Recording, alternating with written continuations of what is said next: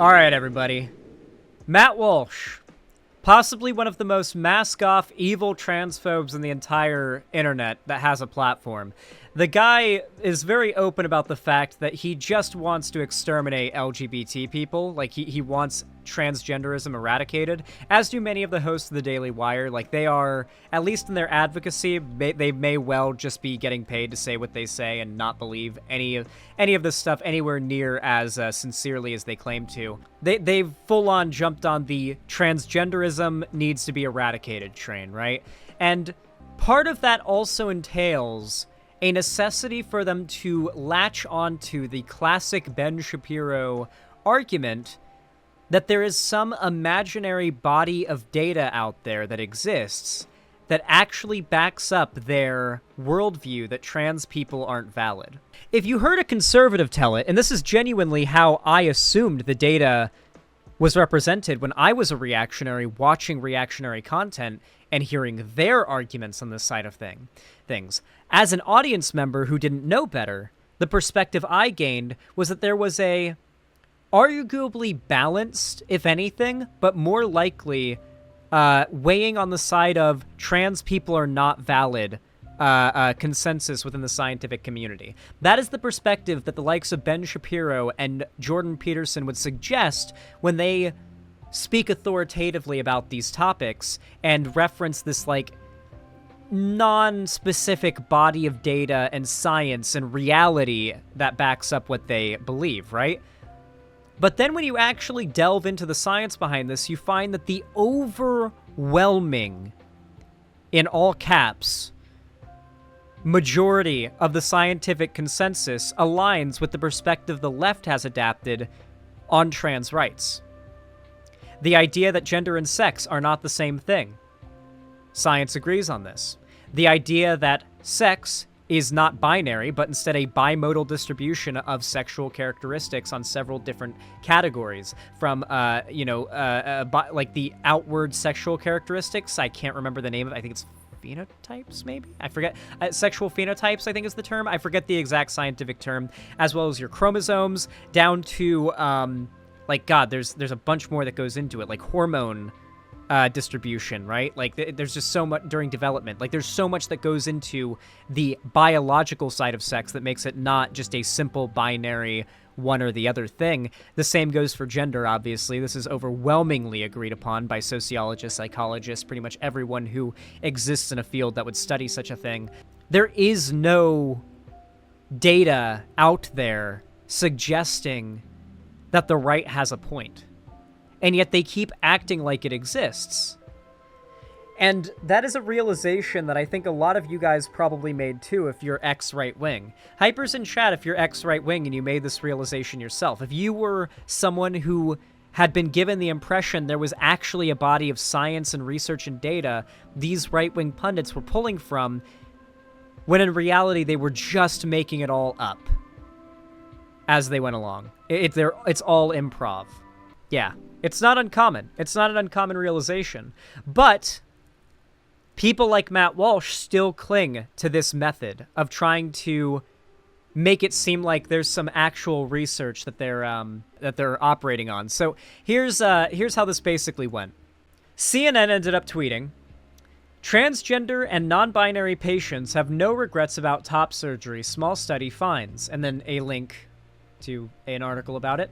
Matt Walsh quote tweets it. 10,000 likes in the first tweet, by the way. Probably a lot of them are bots, though, to be fair. Matt Walsh quote tweets it saying, "This would be hilarious if it wasn't so grotesque and evil." He likes to use a lot of, like, moralizing language when referring to, like, minority groups he doesn't like, particularly trans people. He will outright say into the camera that, like, you being trans and having rights and existing is grotesque, evil, and like you should be afraid of the right because they're coming to get you. Like, he's just like full on like villain mode, right?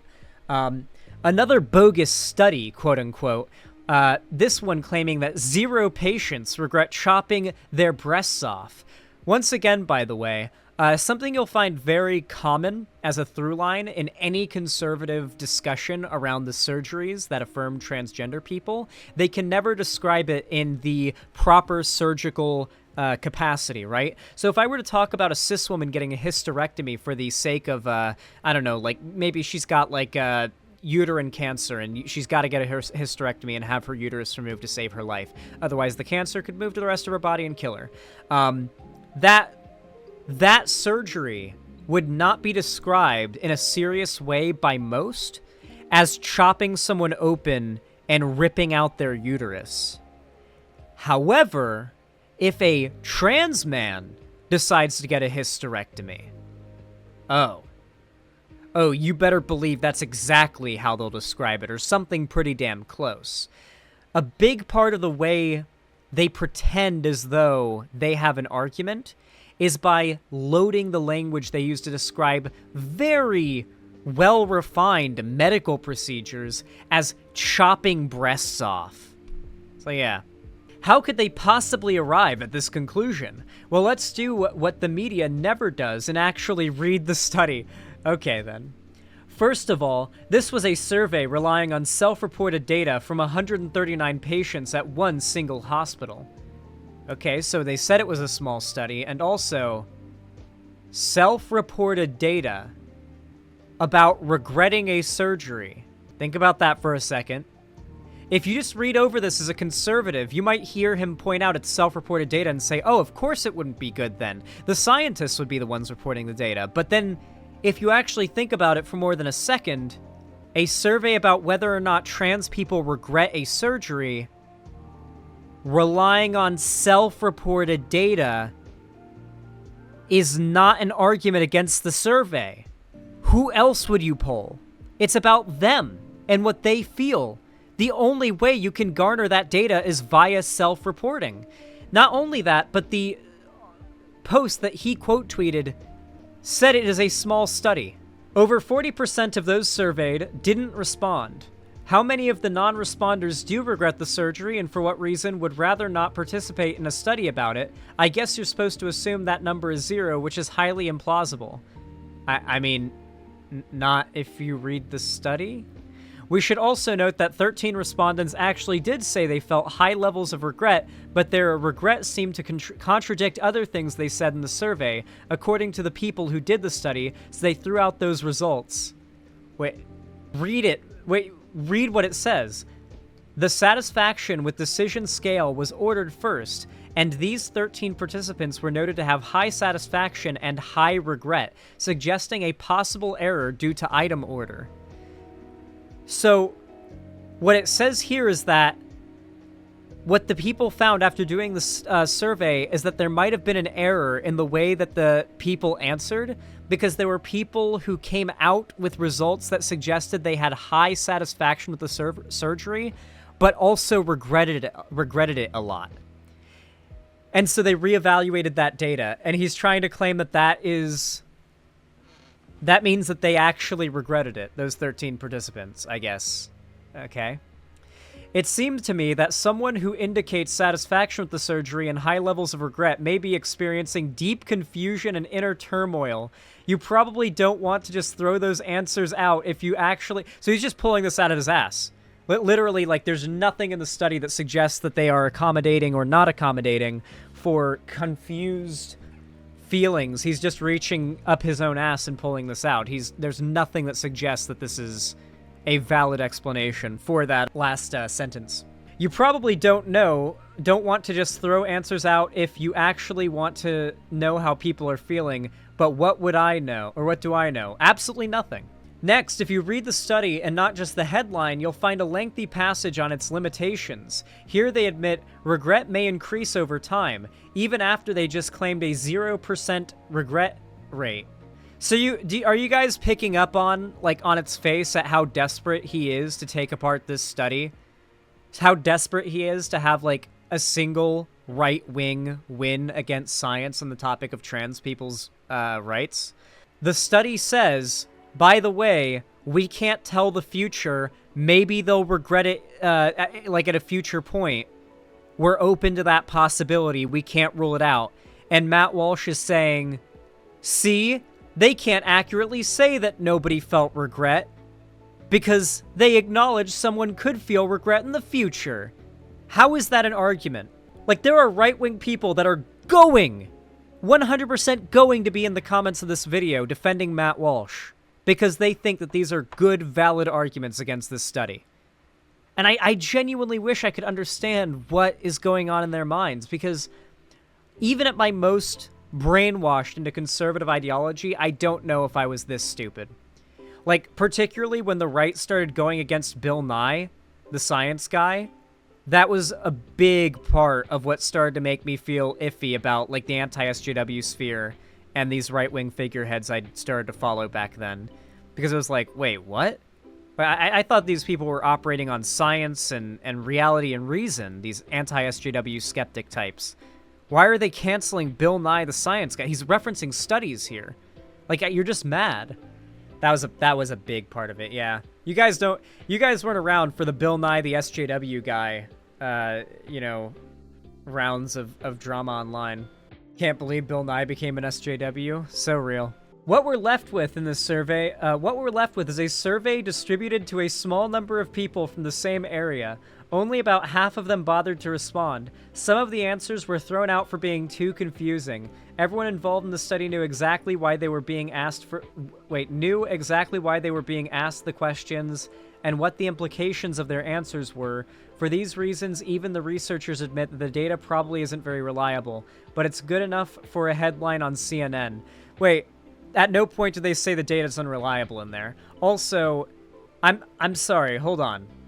Asking a bunch of people to, questions to do a survey, naturally a lot of them are going to decline.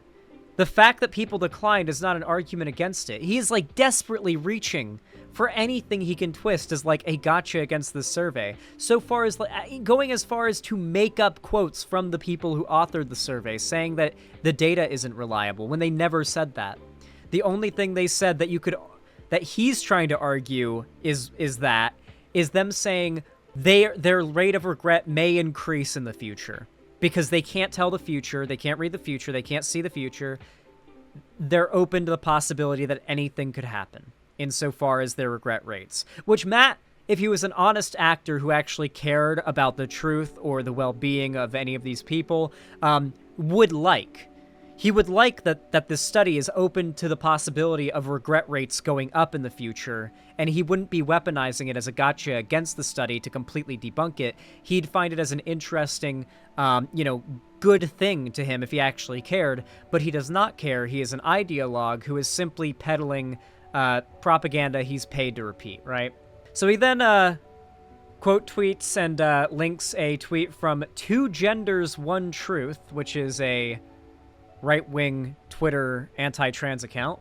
And the people who did not respond were further out from surgery than those who did.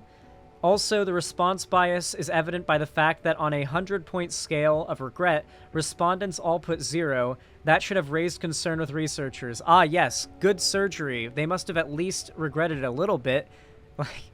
No. The data overwhelmingly shows, and, if you've ever met a trans person, overwhelmingly shows they do not regret, actually transitioning. Those that detransition do it for other reasons, but trans people do not regret it when they get gender-affirming care.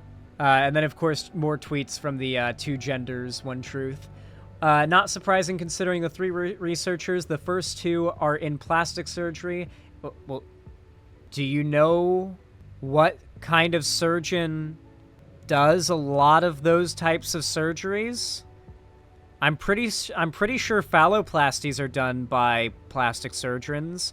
I'm pretty sure facial feminization surgeries are done by plastic surgeons. So, yeah, those are doctors who specialize in that field. They'll literally say, this study was authored by doctors who are plastic surgeons. They have an interest in there being more trans people for them to operate on. It's first of all, you have no idea how the medical field works. It's not how, it's not like, hello, Mr. Plastic Surgeon. I would like to buy 1 plastic surgery, please. Here's the money. That's not how, it's more complicated than that. It is downright insane. It's just conspiracy brain. They're just doing a conspiracy theory. This study shows that only 24% of detransitioners reported their detransition to their provider, and 55% thought follow-up evaluation was inadequate. Not shockingly, in the study you cited, 41% of the cohort didn't even respond to follow-up. Ugh-oh stinky. And this is from Right Side of History, which is another, like, right-wing propaganda account. I believe this is from that study that was done on the majority of 55 felt that they did not receive an adequate evaluation from a doctor on mental health professional before starting transition, and only 24% of respondents informed their clinicians that they had detransitioned. This is a study specifically on detransitioners only, not what percentage of trans people are detransitioners, of detransitioners, of which the vast majority of them detransition, not because they regret, like, any surgeries or they realize they're not trans or anything, but because of outside stimuli such as lack of support from friends or family, usually hostility, not lack of support, you know, etc., right? Or not being able to afford it. A lot of trans people end up essentially detransitioning because they can't afford to keep, they can't afford their treatments anymore. Yeah, like, obviously, if you do a study of detransitioners, some percentage of them are going to say, yeah, I don't feel like I had proper, adequate medical evaluation by a doctor before, because most actual adult detransitioners are, like, 80.